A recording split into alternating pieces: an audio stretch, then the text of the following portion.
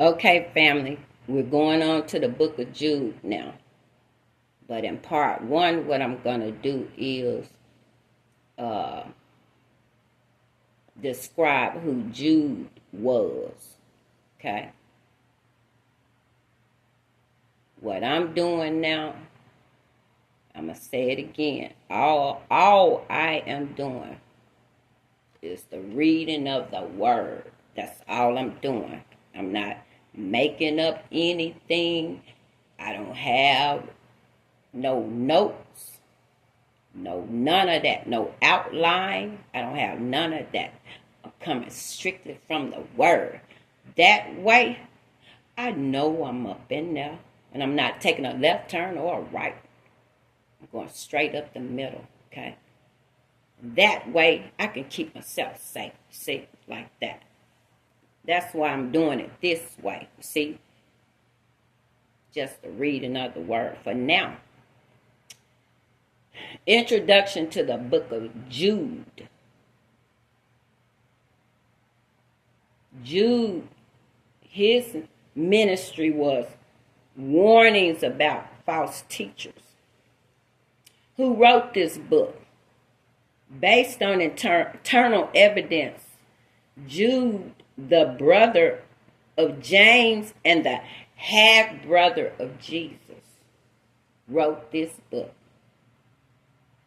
It is not clear to whom this circular letter was written, although Jude's use of references from the Old Testament and the Apocrypha, which are the historical books not usually considered inspired that fall chronologically between the Old and the New Testament. Come on. See? The ancient fall in between all this here. See? That's part of it. It's not in here. It's in another book. Suggests a Jewish Christian audience. It is not clear where Jude wrote his letter. Okay? I'm just telling you a little bit about Jude before I talk about them watches and what happened to them. Because see, it's in the book of Jude. That's where it is in the Holy Bible. I'm not in the book of Enoch no more. I done slid on over to the Holy Bible this time. I told you it's one big story.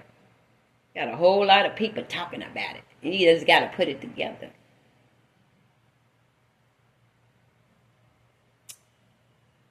When was it written?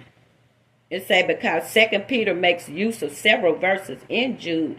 This suggests Jude must have written his letter between AD 65 and 67. See, that's after the death of Jesus. Okay. What is the book about? Like 2 Peter, Jude warns. You listen to this. Jude warns against this after the crucifixion. This after the resurrection and everything else. This after Jesus went on home and sat down on the right-hand side of his Father. He gone now. He all right now. Okay? At this point, it say Jude warns against false teachers whose lives are loose and who show disrespect for spirit beings. Jude reminds his readers that the apostles had warned them about mockers who would appear in the last days according to their own rules and causing divisions in the church. Do you see that? What the false teachers are all about? That's what they're about. To cause division in the church. Come on now. But if anybody don't know how much division is in the church right now, I don't think you're looking at it. Jude urges his readers to grow in their faith and to exercise discernment in case of the mockers, showing patience towards some and using drastic measures in the case of others. You see? Come on, you got mockers. There's certain ways you're going to deal with them. Some you're going to deal with them with drastic measures. Just depends. Why was this book written? Jude was written as an exhortation to believers to grow in their own spiritual lives. Do you see that? It's going to come a point where you got to grow in your own spiritual life. You can't be running around talking about mama, what mama doing, daddy, sister, brother, husband, kid, nobody. What do you believe? What's your relationship with God? It's going to come down to that.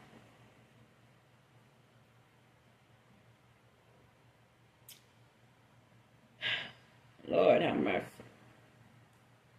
It also is a warning against those who show disrespect for spiritual things. Okay? I told you we ain't supposed to be mocking anything that got to do with went on with Jesus and that crucifixion and all that.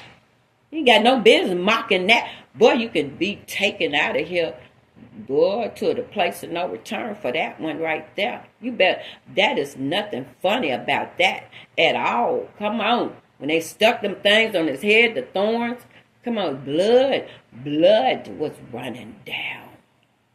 Come on. How can you mock that? How can you? Ain't no blood coming out your head. I'm talking about real blood. You gonna do it, you need to do it right, but you don't need to do that whatsoever. You know why? Because you don't have to die for the sins of the world. Boy, none of us is that sinless. Come on, nobody. How dare you even want to even touch that? That should be off limits. Some things should be off limits to you.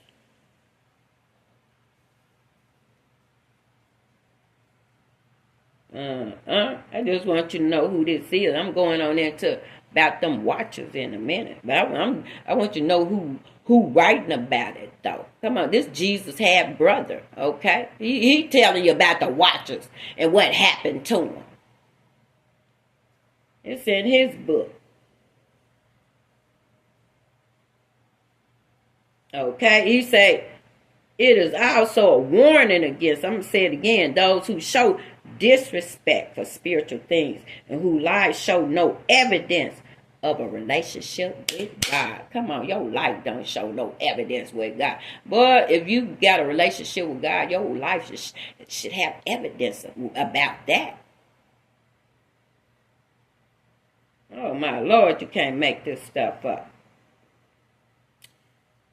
We have to read the unbelieving people around us carefully to know which ones to deal with gently, you hear this, and which ones to confront boldly regarding their sin. Come on here. The goal in both cases is to see them saved and to take them out of the fire of final judgment. I keep telling y'all, it's going to be fire at final judgment. Come on. Somebody try to tell us that boy, that is real. Boy, I got it happen myself. Lord, no, that is real. Come on. I done woke back up. Look, almost rocked me to sleep. Look, it say, although Jude wanted to write to his audience about salvation, he felt it necessary to warn them about false teaching and false teachers that have come their way. Come on, somebody. Come on, Lord. We all been hearing about people, not just no prophetess, but all types of channels, righteous believers, exposing unrighteous men and women, been going around talking about they represent God, but oh my God, when you really look at it, they not representing God. They represent themselves, I would say. Okay? Allegedly. It say the false teacher he has in mind are evil people. And their presence is a reminder of the need for renewed faithfulness and trust in God. Okay? I just want you to know a little bit about who Jude was. Half brother Jesus, they say. Okay? Brother James had Brother Jesus. Okay, so I'm going in part 2, and then I'm going to talk about them watchers and what happened to them. Okay, peace.